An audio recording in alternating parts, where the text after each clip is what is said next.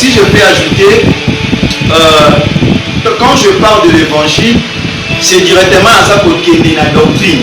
Et quand je parle de la doctrine, je parle automatiquement de Jésus-Christ. Parce que quand on parle de la doctrine, il y a Christ, tout le monde d'abord que c'est l'enseignement. Et si que c'est l'enseignement de Christ, pas d'abord les enseignements des apôtres, mais c'est l'enseignement de Christ qui a engendré les apôtres. On se comprend, hein? Donc c'est l'enseignement de Christ né et engendré les apôtres. Ce n'est pas les enseignements des apôtres né et engendré l'enseignement de Christ, non. Bon.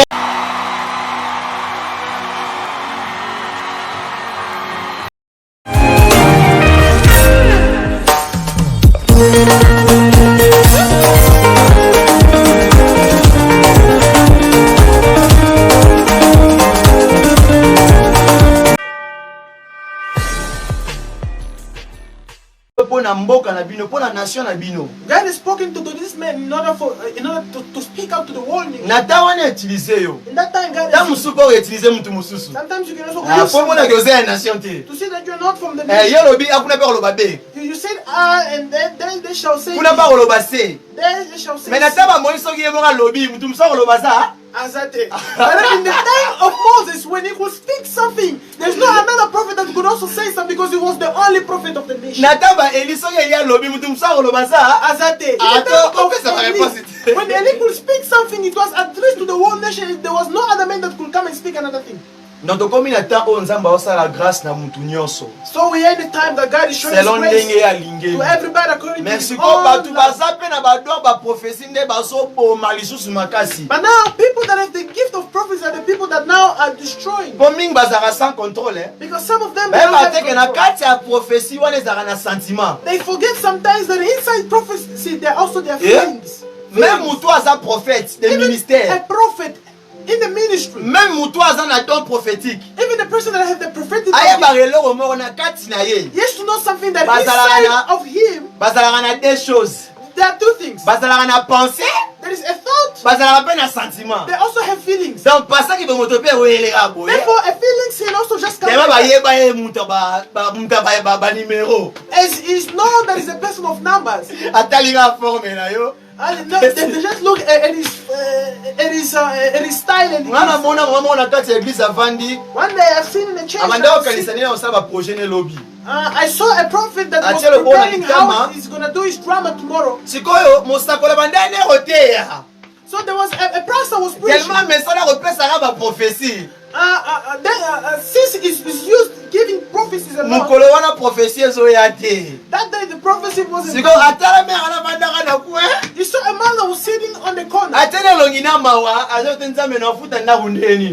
He put a face of pity saying, God, how can I pay my house? Somebody also was sitting on the other side. Came from work, was tired. Was very tired. And the position when that prophet saw that person, the prophet said there is a witch who's looking at me so that I cannot prophesy. Can you notice the level? Notice the level. When he gave the prophecy, when a man is speaking, just in the way he said, this person is in the corner. Because churches, they are always those people that have eyes everywhere. At that corner, the prophet is going to have the mama in the corner.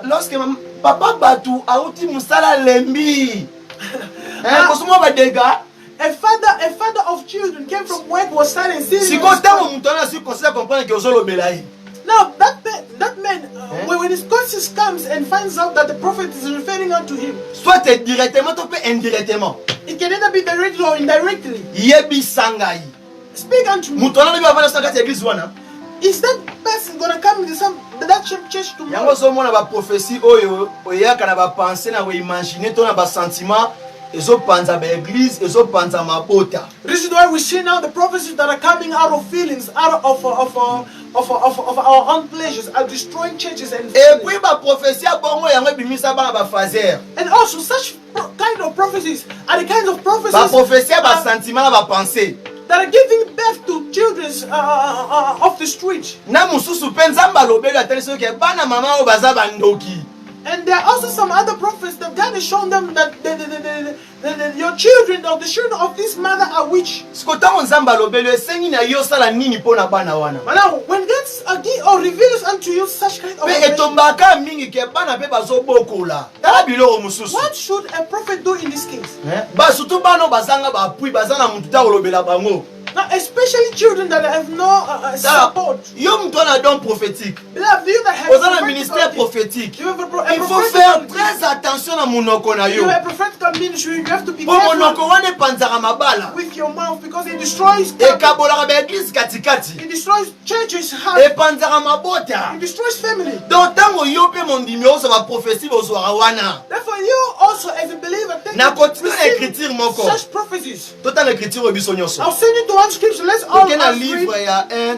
Chapitre 5. Let's go to the book of Nouveau Testament. Sur l'équipe Colossiens. Aucun n'a venu à Colossiens, let's go to the book of 1 Thessalonians. It is after the book of Colossians. Chapitre 5. Chapter 5. Aujourd'hui, le verset 20. Are you reading from verse 3? And follow the scripture. La parole dit quoi? The Bible says, ne méprisez pas les prophéties. Do not despise prophesying. Donc, nous avons méprisé prophétie. Do not despise prophecy. Mais nous avons telle réalité, mais on a quatre prophéties. I am not despising the prophecy, but I am showing something from God. I also have that gift. And I'm well aware of its advantage. Parce que toute vérité n'est pas bon à dire. Because every truth are not good to be spoken out. But musuba bosa na kenzamba otaliso etala mamutu pono zo ndenge ya kovanda na kobondela pona ye ya komisa ko message ya kopesa mutu. Because some people they forget that that sometimes when God is showing you a revelation, it is because God is trusting you to pray for that family, but not to go and speak it publicly. Siko zo réponse car pomoni makomia nzambe eza continuel. Now, get an answer for the question. The things of God is continuous. Au moins, il y a 21e verset. Are you going to find out that in the 21st verse? Listen to this phrase that sometimes we lack it. Yoka. Mais, examinez toutes les choses. Test everything. Do you read this verse? You only limit yourself in the verse 20 that says do not despise the prophet. Did I refuse that God doesn't speak? Oui, Dieu parle. Yes, God speaks. Dieu peut parler à God can even speak or address unto somebody. He can even speak to somebody that is called crazy. He can even address to a small child.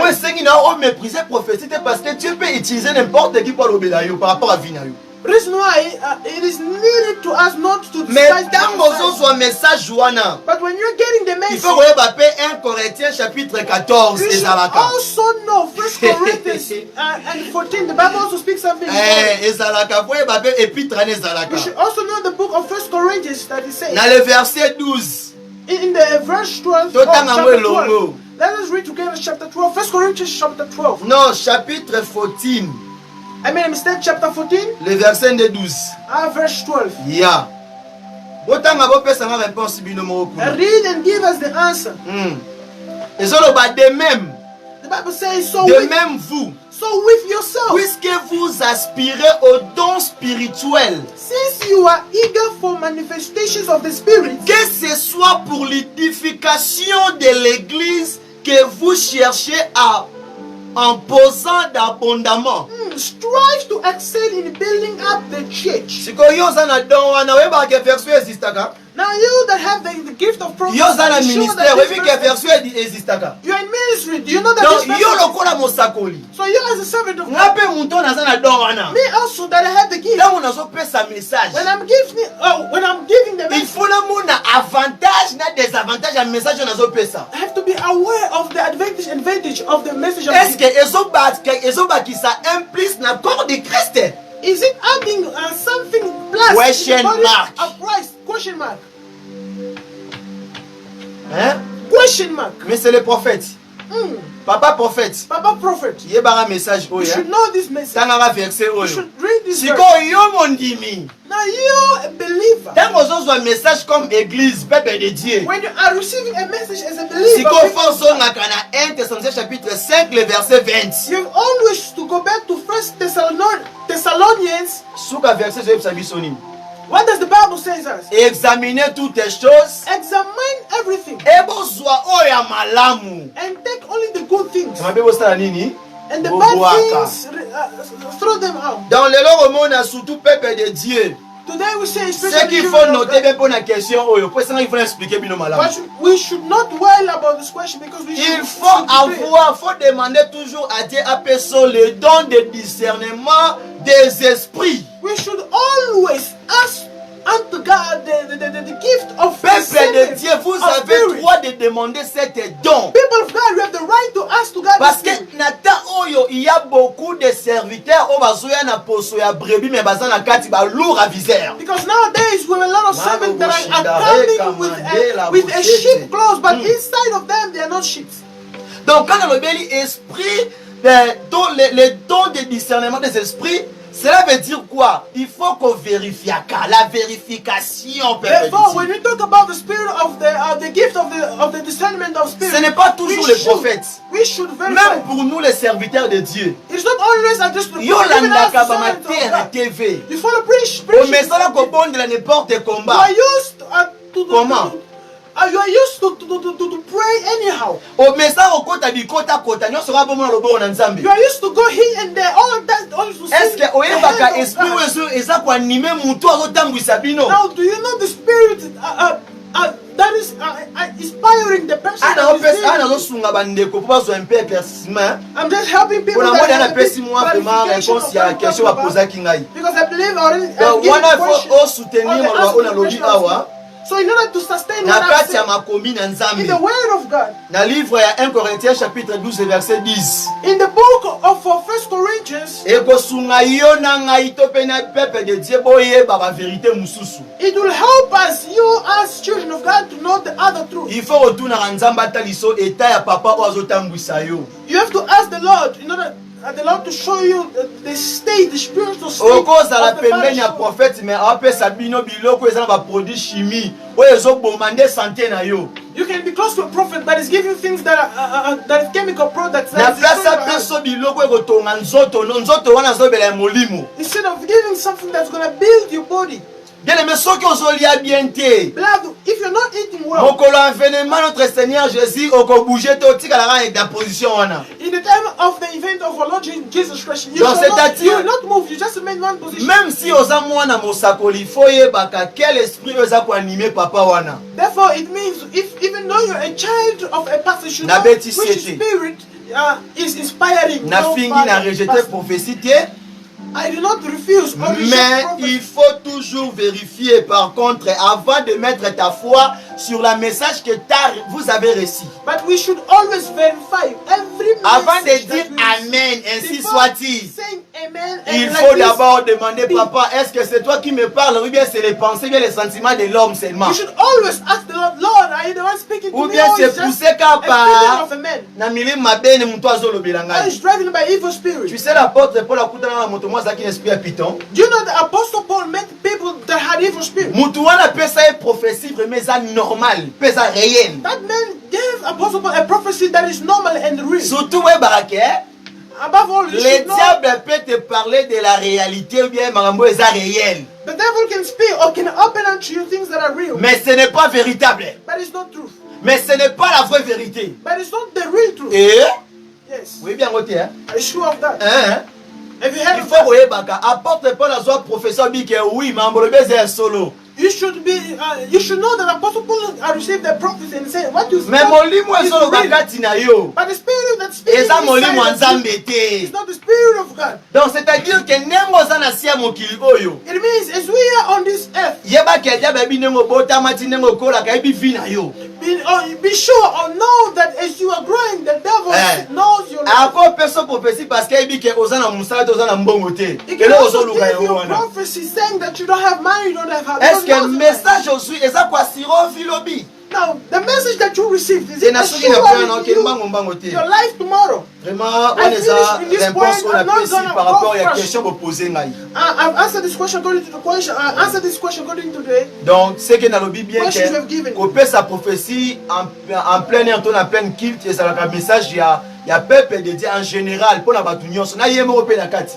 Therefore, if it's to say in brief that a message that is given in public is for the edification of the whole nation. Parce que même Moïse peut aller comme matana ngomba pour na bona zama PC message to pe instruction pe sa bana Israël. Because even Moses was going on top of a mountain in order to speak out for the whole Israel. Même ata Élie. Even Elijah. Même ata Élisée. Even Elijah. Même ata Jean-Baptiste. Even John the Baptist. Ayaki ko pe sa annonce. He came to announce. Ya mutu oya soya pona kopi pe sa pona ko sauver tous les peuples de Dieu. He came to announce or to warn a person that was coming. À l'exception ya mutu te même pas même mutu nini asoya pona batu wana nyonso. The exception of everybody, he addressed that to everybody. Mais il y a des messages où ils ont la particulière. But there's certain messages that are particular. Le cas exemple est Ézéchias.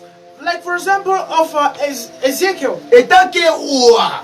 Being a king, prophète Esaïe qui n'a ndaku na ye. Prophet Isaiah went down to his house. Pour passer ce message. Give him the message. Yama nzamba lobela ke tiki-tak. That God, as God speaks to him, he stood up in the yard. Oh, he went on TV. Président de l'État. The president of the state. Lobby. Tomorrow. Natongo mo natongo te. He shall not see the money. Tala. You don't even speak. Déjà la porte, c'est là yo. Already on the door, people are. On dit vidéo wala bato ba tama moyen te You see some. Ne ba ku eza la vraiment te. People that do not have conditions. On ba ça la possibilité te. People that don't have possibilities. Ça ba prophète ba e ba prophets they know. Il y a muto sur le petit message na wo ça film. You know that if I give the message to this person I can be beaten. Donc c'est-à-dire que nzambe tanga solo bela moto o ebi ke oui. Position message pour s'adresser therefore God also knows that every message that is the prophets they also study the possibilities of people that receive the prophets. Yango montango Esaïe akutanaki na Ézéchias en face tanga lobine l'insigne l'Éternel. Mokonzi hésita kite mbala moko mikiti saki. Reason why when a prophet Isaiah went to Ezekiel and spoke to him and said, like this says the Lord, it did not exist, but once he humbled himself. C'est ça vraiment. C'est ça. Donc, dans le pays natal ici des points, il y a des messages privés, il y a des messages pour nous zambata sur tata mamunte sengi yo robomba yango au bon de la osenga nzamba sungandele ni mutango za délivrance à vie na ye. C'est un peu ça. Que Dieu vous bénisse. May God bless you for the word. May God bless you all for your presence. Let's continue. I hope we are all loving this Bible sharing of this afternoon. I hope you are being blessed. So I encourage you to be connected to the end as we continue. Yes. Now comes the following questions. I believe the more I ask questions, the more you are being built and instructed. Donc nous avons notre question. Pourquoi aujourd'hui? Pourquoi aujourd'hui? Pendant ceux qui ont se converti, donc devient ennemi de sa famille, donc comme ennemi de la famille propre. De l'autre comme on a ceux qui se converti, comme ennemi de la famille propre. Est-ce que c'est normal? Qu'est-ce que se passe? L'homme de Dieu, qu'est-ce que se passe? Why when a non-believer receives Christ today, as we see nowadays, out of the blue becomes enemy of his own family? Why does it happen? Vraiment, merci pour la question, Oyo. Pour nous, on a vraiment, Mokolalelo, vraiment, il y a l'Esprit de Dieu, et puis il y a des questions très intéressantes. Thank you for this question. I believe that today there is the Spirit of God moving in this place, and there's very interesting questions being asked. D'abord, question les a très bien. To begin with, that's a very good question. Mais question les a répondre à biso nyonso. But this question is answering to everybody, even us that are here. Everybody, nobody was born holy or believer except Jesus Christ. I don't accept it. I only put Jesus Christ. And even the angels that are above. Everybody that left on earth. Peu importe ta ministère na yo. No matter his ministry, yeba ke obandaki na kibo païen. you should know that you studied in Donc unbelieving. obandaki na kibo païen. You studied in unbelieving. Donc ce que ça là qui numba to mena masangate, ça ko zara songi ya munene. If you are not a prostitute or a drunkard, you are a big gossiper. So ibe songi to ndao iba bilo na nzunga ndao na bino. If you're not a gossiper, you are stealing food in your own house. Mama tiki mbongo ni wa mesa utika so dérober mbongo wana. Esa yoto yibi. Your mother left money on top of the. Il y a des péchés oh tantôt biso banto sana kati ya bandako o batira mona biso te. There's certain things that us children we have done at home that nobody have ever. Yo soki papa zate les souris danse. You are when the father is Ko home, papa te les chayo les souris. you start dancing. Donc c'est-à-dire qu'il y a un point oyo. It means in this point, C'est très important. it is very important. Biso to kabola rabatute. As we do not separate Vos people, questions vraiment, eza vraiment une efficacité. because this question is really Biso to kabola kabatute, l'homme de Dieu to kabola rabatute. servants of God or people of God or Nous sommes they do là not separate people. pour nous gagner ba âme o baza perdu. We are all there to gain the souls that are lost. To kabola rabatute. We don't separate people. Vraiment, je m'excuse. I would like you to excuse me. Excuse the man of God. He's doing something first. He's going to be back very soon.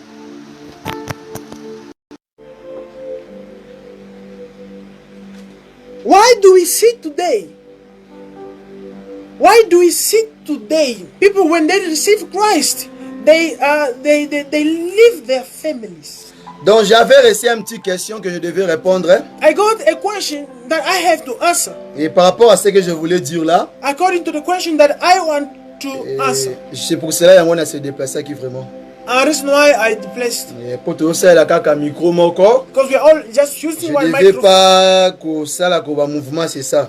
I don't have to do movements. Yeah. Soyez de taille na kati ya livre Amos chapitre 3 et le chapitre 3 le verset 3. If we read in the Bible, in the book of Amos 3, D'abord ma combien est biso d'abord que vie a batumi balé. to begin with, that scriptures is showing us the life of two people. Et le biso ki batumi balé. It says when two people Bazo tambola nzela moko. are walking same way, Soki ba yokani nanu te, est-ce que bako tambola nzela moko? if they do not understand each other, will they still walk together? Alors c'est-à-dire quoi? Therefore, what does it mean? Biso nyonso na kibonzoto tozalaki bato akala.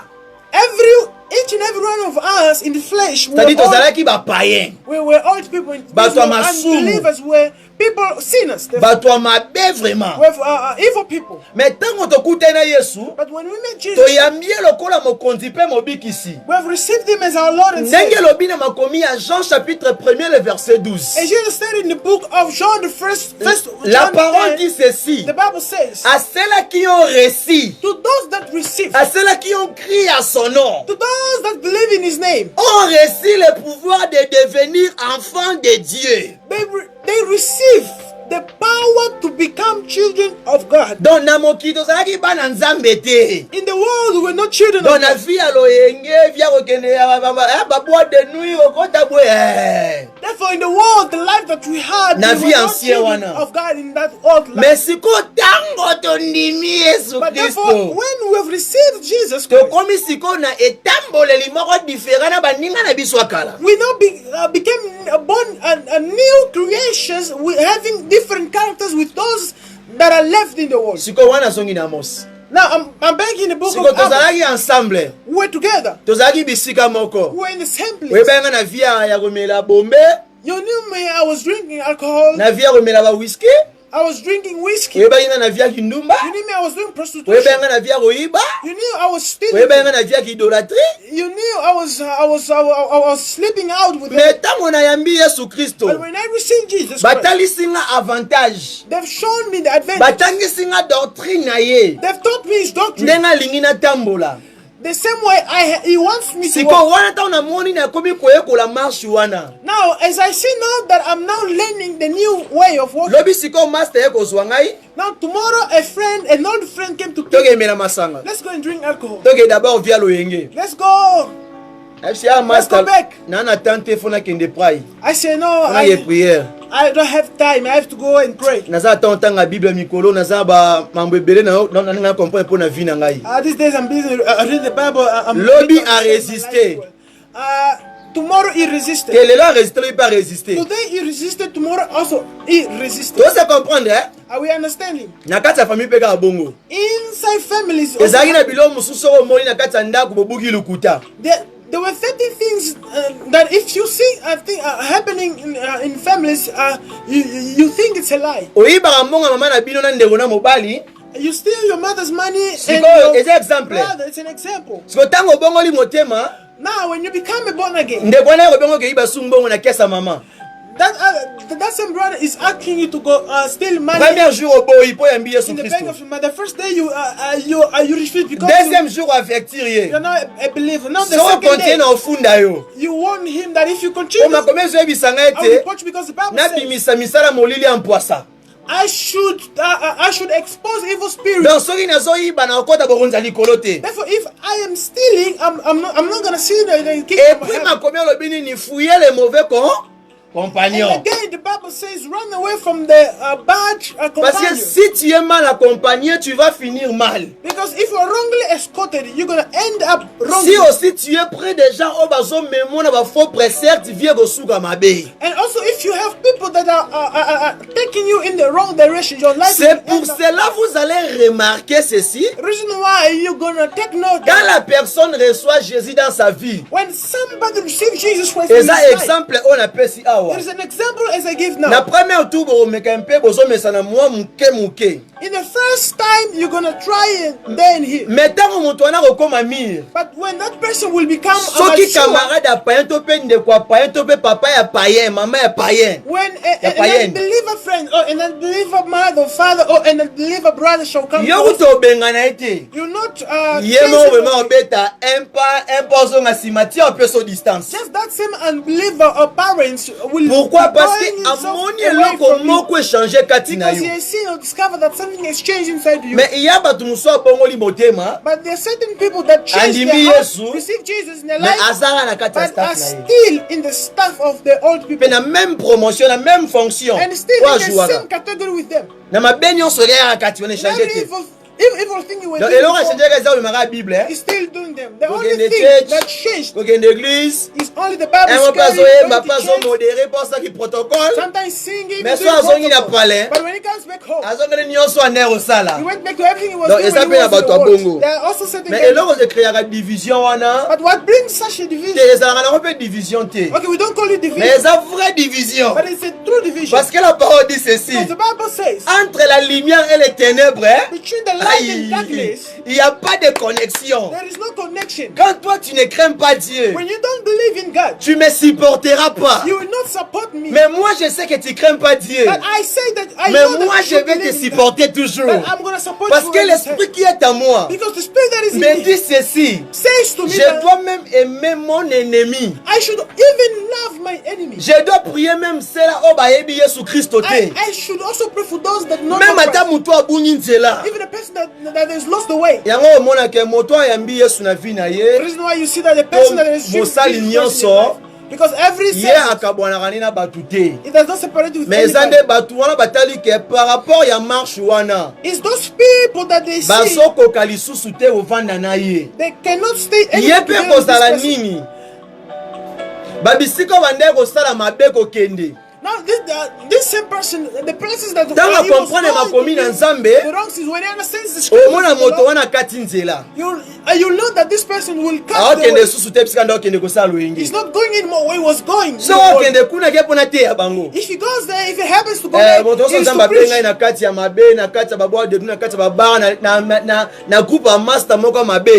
It is to go and preach those that was away with him. The first thing he does, when a person receives Jesus Christ in his life, the first place he goes and speaks the gospel is his family. Although they will not believe him, they will know that this person is from God, is not anymore from us.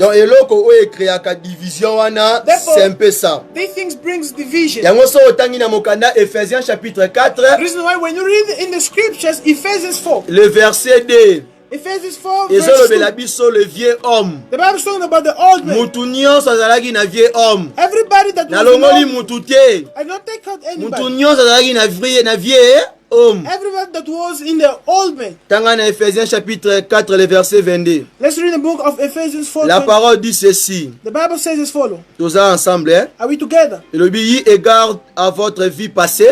Put off your old nature. Donc, Bible est allée s'habiller que tous ensemble va vie passée. The Bible showing us that we have an old nature. Y'a un moment pasteur mususu. That's why you see some other pastors Abandi rosel la nzambe ton un serviteur mususu. begin to serve the Lord. Ton message le va pasteur parce que un serviteur faut azalana quand même attend na don ya ko berger. We are used to say pastor because a servant of God is need at least to have Pour puissance to yambaka. Of being a shepherd. To Because genda God, voluka ba brebis. we welcome, we go and Ya ba benga biso ba pasteur. sheep. This is why we are all called Les pastors. termes wana mesana na sens moko ya bongo. That's why we are used Ezalaka nango to mabe this te. term, pastor. It's not Les ana bad, pasteur oya ministère azali. but there are also pastors of ministry. Ya zape na mutuka par rapport ndo sa musanze ba benge pasteur. But there are also some other people. Oui, that pas are à called berger, pastors tantôt un because groupe de prière. really Oui, a servant of God. c'est un peu ça. Bible dit ce que est allé si biso que mutu wana zalaki na vie passée. The Bible is showing us that this man had an old life. Lorsque mutu wana zali yo na ngai. When this person is you and me, Eza yo na ngai. is you and me. To zalaki na vie passée. We had an Mais old siko life. yo ka komba vie passée wana. Then listen to this old life. Ba bengi yango du vieux homme qui se corrompt par les convoitises trompeuses. They call it a former man of life and who is corrupted through deceitful lust. Yango ta on a lobby les vieux hommes. That's why when I say an old man, Donc c'est-à-dire que tant on zamba bengo to yambi Yesu Christo na ba moina yo. it means when you receive Jesus in your life, Yeba ke obima quelque part. you should be aware that you are coming Obima na from somewhere. masanga. You came out from somewhere. Obima ki na livronnerie. You came out from Excès de masanga c'est ça. from alcohol, Muto donc azomela na masanga donc yami yeba tout à perdre la from connaissance. drunkenness. Obima ki na kata ya lokuta ko yiba You came ko from lies, koma stealing, killing, kindumba kibondoki. prostitution, witchcraftness. Nyonso ba bengi yango vieux homme. All those things we call it Donc old ezali men. bizaleli na biso ya kala. It means our old behaviors. Siko tango toyambi Yesu totiki tokomi na caractère mosusu ya sika. Therefore, when we receive Jesus Christ, Yo abengaka yango kobotama ya sika kati na Yesu. we became people with new characters, which is called new people in Yango Jesus. tango nzambe apesaka biso makoki ya kokende tanke ba missionnaire osala mosala quelque part. Therefore, reason why when God gives us the capacity to go as missionaries and do our Tobandaka work, d'abord koplanter kovandisa fondation na base ya we chrétien. always start by founding a foundation. Il faut mutu wana leka na brisement amiyeba nanu. Everybody now to begin with is to go through breakness Po sino ta kosala ba scandale. and to know himself very well. Otherwise, he will be doing mistakes. Nayebi te soki na point wana vraiment na pesi bino ansa oyo te par rapport ya question oyo bopozaki nga I vraiment. don't know if I've given you the answers to the question that was asked. Donc il faut rebarquer sur la carte à livre sur Colossiens chapitre 3 le verset 9 et resunga bino. According to this, we should also add the book of Colossians 3:9. It's Yeah. going to help us. Yango wana vraiment. It is very Nayebi te necessary. soki na pesi bino réponse te par rapport à question boposer ngai. I'm not sure if I've given the answer of the question that I was asked. There was an answer. Thank you so much Merci. for the answer. We loved it. Merci. Thank you so much. Alors, on continue avec les questions. Il y a quelques questions qui nous restent, donc on va continuer. Merci. Yeah. Quel genre d'église sera sauvé? Okay, if we go back to some of the questions that we've discussed so far, the man of God spoke to us that there are many churches out there, which is not bad because there are a lot of people who are called. Although few are chosen, but many are called. Therefore, there are a lot of churches. Now, a question comes saying, which kind of church will be saved? Man of God, quel genre d'église sera sauvé? Vraiment merci pour la question oyo poser nga na tango oyo. Merci pour la motuna wana vraiment. Et puis vraiment nzamba pambola bino. Merci pour la question wana vraiment. D'abord na sepeli pour la question wana quel genre d'église sera sauvé. To begin with, I'm happy with this kind of question that says Donc, which kind of church will be saved. Tozo bela église When you talk about church, d'abord c'est l'âme, l'âme d'une personne. We are directly seeing that a church is a soul of a person. Parce que la parole dit que because the word says that Christ viendra sauver son église. Jesus Christ will come and save his church. Dans cette église, c'est l'époux. This church c'est is the wife. L'épouse plutôt, je m'excuse. Is the wife. Yeah. Mais épouse wana zali yo na ngai. But this wife of bridegroom is you and me. Mais tango le Messia yaki, but then when Jesus came, ayaki pona d'abord pona batu nyonso amabe. He first came for everybody who were in sin. Mais siko retour à Maranatha. But then the return of Maranatha,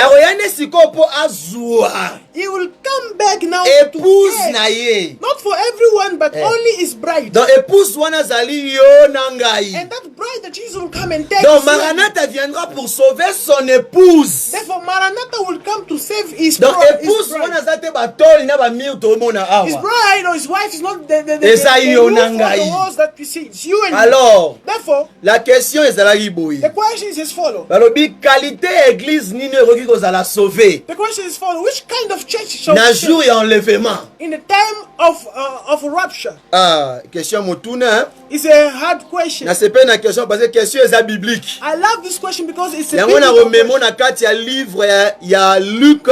The reason why I want to take you in the book of Luke. Il faut tanga vraiment le chapitre 10 wana. You have to read the chapter 10. Parce que partage sera beaucoup, il faut lire la parole de Dieu. Because Bible sharing, it requires a lot of Bible reading. Vous allez voir que you're gonna note that, et surtout précisément le verset 25. Especially in the verse 25. Bon, il y avait un homme de Dieu. Are you gonna find out that there was a man of God? Pas un homme simple. Not a simple man. Mais un docteur de la loi. But a doctor of the law. It means that Israël soit un docteur de la loi. in Israel, if you are called the doctor of law, c'est-à-dire que mutan sera za ko expliquer ba ordonnance à Moïse. It means that when this person is explaining to you the laws of donc aza expert. Is somebody who is an expert. Somebody who is gifted. Na connaissance normale. In his normal understanding. He will open unto you. He started this year. You see this person? He gave birth to this one, and this one. This is especially the doctors that were in and they were gifted in the law of Moses. But when Jesus Christ came, he gave us the gift. Grâce. He gave us his grace. He gave us but when the doctor stood up, he asked the question that has led me now to answer the question. Alors ce docteur, qu'est-ce qu'il avait dit? No, this doctor, what this doctor alors dit, Seigneur, he asked Jesus, solo. my Lord, I know that is true. Docteur de la loi. You are also a doctor of the law. Parce que question na solo ba oyo, because the question that I réponse au Père Nicodème appelle ça Jésus Christ. Is the answer that the Nicodemus gave Jesus. Alors je sais que tu es un docteur de Dieu venant de Dieu lui-même. Nicodemus said unto Jesus, know that you're a doctor coming from God himself. Siko docteur alobaki nini? But what did the doctor say? Siko pone tingana kota bokonza likolo. In order for me to enter the kingdom of heaven, esengi na ngana sala nini? What do I need to do? That's the question. Parce que l'église est ali mutu. Because a church is a person. Et ce n'est pas l'homme en physique, mais c'est l'aspect qui est à l'intérieur de nous. It's not a physical man, but then it's the spiritual man inside man. Parce que la chair est rien. Because the body or the flesh is nothing. Mais l'esprit va toujours vivre. But the spirit will always live. L'esprit ne meurt jamais. The spirit doesn't die. L'esprit, c'est l'esprit qui va aller là-bas. The spirit is what will go there. C'est l'âme qui sera jugée. It is the soul that shall be judged. Alors cet homme-là, d'abord que Dieu vous bénisse. May God bless you. Vraiment, il y a l'esprit de Dieu aujourd'hui. There is the spirit of God today. Il y a vraiment l'esprit de Dieu. There is the spirit of God today. Que Dieu vous bénisse. May God bless you. Que Dieu vous bénisse. May God bless you. Que Dieu vous bénisse. May God bless you. Alors Christ dit ceci. Therefore Jesus said, now listen to the question that you have asked. Read the scripture that we can go. Dans le verset 26. In the verse 26. Jésus lui dit. Jesus said unto him, qu'il est écrit, is it written dans la loi, in the book of the law? You know Jesus. Ah yes, akotanga vraiment na koma liboma. Jesus is entered me and I become crazy. Donc asili ça vraiment donc basusi na bomoi na ngai. Jesus has finished the worries in your life. Love Jesus Christ. If you love Jesus alone, nobody will play with you. The ministry that you have, nobody will play with you. Listen to the answer. Alors il est écrit, he said it's written dans la loi, in the book of the law. In the law that you read. Donc, question. God is asking, or Jesus is giving donc, him the question. The question that you ask ne pense pas sur le bon de la mikolo nyonso. Do not think that as you pray, you follow preachings every day. No, my okay bokonza mikolo. That you will go to the kingdom of heaven. No, kama te olanda wana. That's the same preaching that you follow. That's the same way you pray. Ba pesho banda osana kale. The same sin that you're doing before. Sala effort tika yango. Do all your best to live. Because if you don't leave them, just that you are listening to the same Bible that you are reading. It's the same thing that you're gonna lose. It's scripture. Do not play with such la parole de Dieu ekangaka mutu moko na moko. The word of God, it identifies each and every reason why we say the word of God is big, it comes to separate the fresh and the it is a double-edged sword. Que Dieu vous bénisse. May God bless you. Que Dieu vous bénisse. May God bless you. Que Dieu vous bénisse. May God bless you. Jesus spoke unto Jesus spoke to Nicodemus. It was a doctor of a law. Because Nicodemus also got he also got the same answer. Just the same law that you study. It means that law that teaches people spoke to you saying that he answered. Tu aimeras le Seigneur, you shall love the God, ton Dieu, your God, de tout ton cœur, with all your heart. Tu aimeras le Seigneur Dieu de tout ton corps, de tout ton cœur, je m'excuse, you love God with all your heart, de toute ton âme, with all your soul, de toute ta force, with all your strength, de toute ta pensée. All your thoughts. C'est-à-dire quoi? What does it mean? They are showing us that the love that you are showing God in the world that you are living, in the people that you are showing. Do all your best to leave other things wrongly that you are doing. Oui, tu aimes Jésus dans ton cœur. Yes, you love Jesus in your heart. C'est bon. It's good. Est-ce que amino ndenge zawana? Now your soul is it there? Maman bossa le ça ça bien. The thing that you're doing, is it telling you that is okay? Que oh ça les ama pe mais on continue au salaire. You know that what you're doing is evil, but you still continue. Donc c'est-à-dire que toi on attend de la grâce, mais la parole de Dieu nous juge. It means we are in the time of grace, but the word of God judges us. Donc ça va juger conscience na yo. It is judging our conscience. Even those that people. Parce que n'attend que les amis faut qu'ils soient sacrificateurs. Because in those time we have to go before the priest in order to be revealed of the sin or of the sin that we have done or committed. Mais sinon les comme automatique. But they became automatic. If somebody stole something by his conscience, his own conscience is revealing him that he stole it. Himself automatically is conscious. Donc il y a un langage de Jésus Christ. That is the language of Jesus. You can say that you love God. Oh, I love Jesus. But then if you love Jesus, why are you not living? Why are you not living stealing? You don't love Jesus. You only put a sheep clothes, but inside of you, la parole de Dieu est lourde. The Bible, the word of Jesus is heavy. Saint-Esprit. But by the way, tu finiras of Jesus Christ, par mettre cette parole en pratique. By putting the word of God in practice. Par la grâce de Dieu. Par la grâce de Dieu. Par la grâce de Dieu. Of God. Donc, et ton prochain comme toi-même. And it also says that love your neighbor as you love yourself. If you say that you love God, but yourself, you are reigning in your own family, even the hatredness taking place. You don't love your mothers or your uncles. You don't talk with your husband.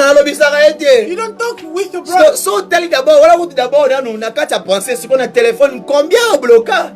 That is only happening in your family. Na quartier combien au sollicitateur. People you don't talk with in your débordage pour ça d'ordre de la loi. With at school or at the community. Otali pe mo sali un serviteur. And you see this person is a servant. Mais rankina niveau liboma. But it's very donc c'est comme and such people. Attends lève-moi bandi lelo. Even the rapture comes today. He's not going to. Amatate. He's not going to. Amatate.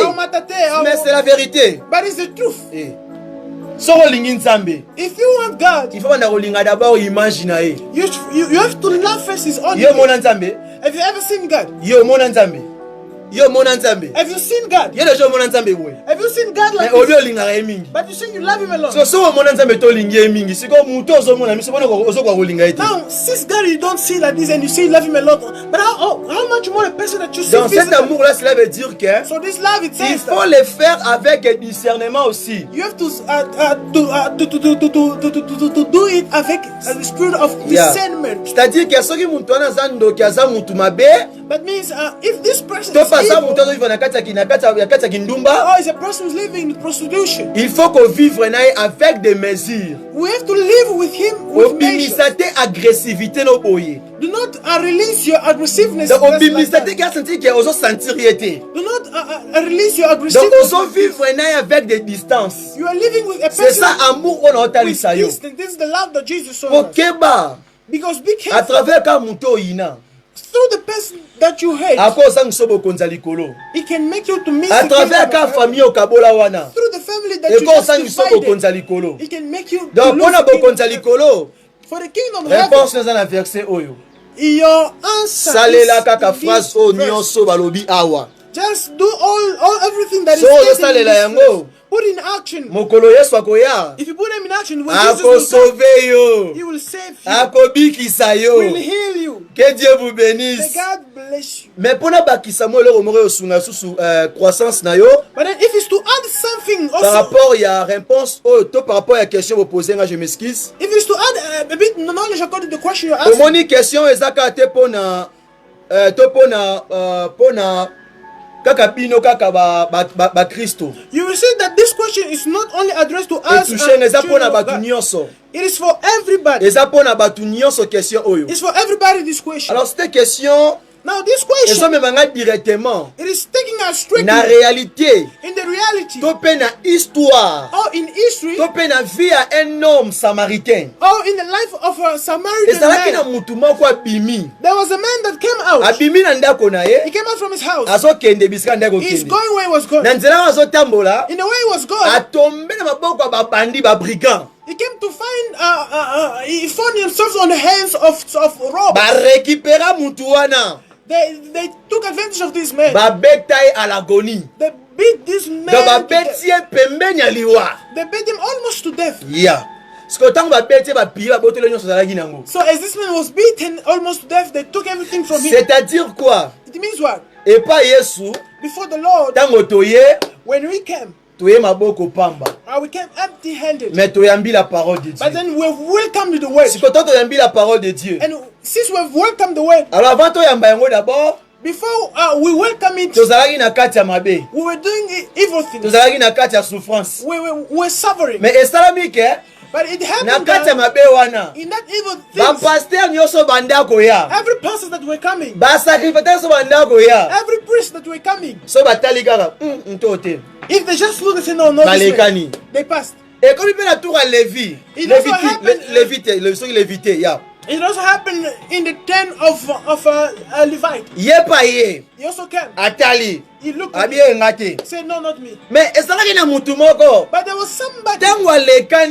When he passed, they are calling him a Samaritan. Donc c'est un homme qui n'a même pas bénéficié. It is a man that has not even benefited. Donc je peux dire ça comment? So how can I say it? Donc qui n'a pas mérité that does not deserve de se sacrifier pour notre souffrance, pour notre faute. To sacrifice himself for our faults. Alors cet Samaritain c'est qui? This Samaritan, who is he? C'est Jésus. is Jesus Christ. Jésus ayaki na vie na biso. Jesus came in our life. Yesu ayaki na moi na biso. Jesus came in our life. Tango batu babwaki yo. When people reject you, batu batiki yo. when people leave you, ya ye pa ina yo. Jesus came unto you. Apesi yo ba moi. He gave you life. Apesi yo connaissance ya maloba na He ye. gave you the knowledge of His Tango word. apesi yo yango. When He gave you that, Na bisika atiki yo. in the place that He left C'est-à-dire que na lié wana you, it means in that place, ezalaki lokola etonga na it Nzambe. was like a building of God. Ezalaki bisika tokuta na pona kokumisa kombo na Nzambe. It was a gathering where we meet Na and praise bisika the name of tiki yo God. wana. In the same place left, Eyandenga lobaki. is in the Tango way na He said, komata when I will go, na kotika bino ba felente. I will not leave you all Naza off. ko expliquer histoire ya Samaritain. I'm explaining the history Muto of ba betaki Samaritan. au Samaritain sungaki. A person that was beaten. Alors a cet Samaritan Samaritain helped. c'est notre Seigneur This Jésus-Christ. Samaritan is our Lord Jesus. Alors que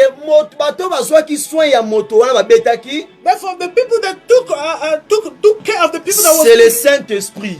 is the Holy C'est Spirit. le Saint-Esprit. Is the Holy Spirit. Alors ceux qui t'ont réussi à garder cette parole, Therefore, if we be able to keep the scripture, pour mettre cette parole en pratique matin, midi, soir. to put the scriptures in practice, Quand every le time, Samaritain va revenir when the Samaritan will come back pour voir maintenant to see now comment est-ce que how au soit kito, comment est-ce que au batela ki temple wana you took care of the temple. et na bisika na akofuta siko wana komi siko basali na ye And in that place is gonna pay now that in that way we akofuta siko yo moto na moto selon œuvre oyo tozosala is gonna pay each and every one according to yango what même nga everyone is mosali na doing. nzambe yo mosali na nzambe That's why even you servants of yo God, bien aimé you beloved children mpona of God, kokota bokonza in likolo order to enter the kingdom of heaven, ezosenga na biso we should ya kotambola selon la parole de Dieu et de suivre la doctrine de notre Seigneur Jésus-Christ. walk according to the word of God and follow His own doctrines. Et en le faisant, And do it, le jour J, and by doing, chacun de nous sera payé selon son œuvre. and when Jesus will come back, everybody shall Ezala pay ki his mo price elo mo ko na according pese bakisa na to his connaissance. work. It was not something to Na par add rapport à eloko na zolobela. according to the knowledge. Alors, Therefore, ce qu'il faut comprendre, hein, what we should understand, dans Tolobelaka, when we talk about Matthieu le chapitre 6, le verset 33, when we talk about Matthew 6:33, et puis ça rabi son réponse, il y a Hébreu 12, 14. it gives us the answer of Hebrews Et 12:14 le biais that says that, recherchez premièrement le royaume des cieux, look that first of all the kingdom of et heaven, toutes ces choses-là vous sera donné après avoir cherché le royaume des cieux. and all other things shall be given unto you. Alors, réponse dans le na hébreu. Therefore, it is Na answered Hébreux in the 12, book 14. of Hebrews 12:14. Et ça va être It says that rechercher la paix avec tous look for peace with everybody et la sanctification, and the holiness, sans laquelle personne ne verra le Seigneur. because without it nobody Alors, shall ceux see qui God. ont rempli les critères au union sauté, Therefore, if you not meet all those et vous allez criteria, vraiment difficile. it will be difficult. Donc, il faut tous s'efforcer, caca, Therefore, we have to force pour ourselves. méditer cette parole I have to et meditate de this faire word l'effort de le mettre en pratique. and to do all our best to put it in D'abord, que action. Dieu vous bénisse pour May votre God question aussi. bless you for the Je ne wonderful sais pas si question. je n'ai pas répondu à votre question I don't know par if you rapport have à answered your question votre according to the way you have asked me. I believe that the question that was asked is well answered. Thank you so much, man of God, for the revelation. We acknowledge it. Yeah. Ok. Yeah, I believe that the time is already reached. All the questions that we have asked are well answered. Beloved, I assure you that today was a wonderful day. Thank you all you that were live till now. Amen. Thank you so much for your time that we spent. Thank you for the questions. Every question were answered according to the scriptures as we expected. As we have reached the end of our service, I thank you all for being here tonight. I thank you all for your presence. And I see you tomorrow for our 5th edition. For our 5th part of the theme, the world in the church. Yes. So you're all welcomed. I love you all. I thank you all for your time. May the grace of our Lord Jesus Christ be upon you all. Thank you so much. Amen. Merci vraiment, Peuple de Dieu. Vraiment que Dieu vous bénisse. Merci vraiment. Et puis, na opportunité où vous pouvez faire au téléma. Liboso na bino vraiment. Et puis, j'ai toujours dit que na koma na noté. Et puis, je connais en partie. Je suis qu'un simple instrument. Nous sommes lobby na kati na bisiko na répondre à la question na bino. Na sambisi moutouté na fini moutouté. J'ai juste que éclairci na bisiko zala ki na moi kokoso. Vraiment. Merci beaucoup. Que Dieu vous bénisse aussi, tout le peuple de Dieu et tous les membres du ministère de la repentance et qui nous ont suivis là aussi en direct. Merci papa, maman, papa, frères et sœurs. Merci vraiment et merci aussi à mon frère bien-aimé qui m'a aussi vraiment... Vraiment, je suis dans la joie et je l'encourage toujours. C'est bien comme ça. Dieu va lui payer beaucoup. Amen. Vraiment, Dieu va lui payer beaucoup et ne méprise pas les dons qui est en toi. Ne méprise pas le travail que Dieu t'a donné. Et autant la te vino au passé, topé, au salaki. Yeba kenzambe a bimiso kana kati ya libulu. Et na libulu wana a bimiso likolo. Miska au sala musala et salaka bisika oyo zali. Donc a rechangeo identité na poste aux zali. Donc c'est-à-dire que nzela oyo sengaka. Il faut de courage. Amen. Le royaume des cieux est pour le violent et pour le courageux. Amen. Un chrétien n'est pas un paresseux, un chrétien est courageux. Vraiment que Dieu vous bénisse. Amen. See you tomorrow. Bye bye. Bye bye bye.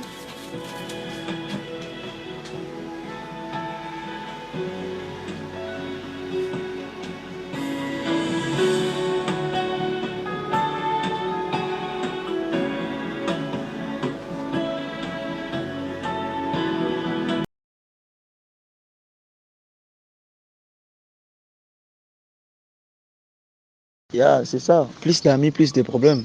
Beaucoup d'amis, beaucoup de problèmes. A lot of friends, a lot of matter.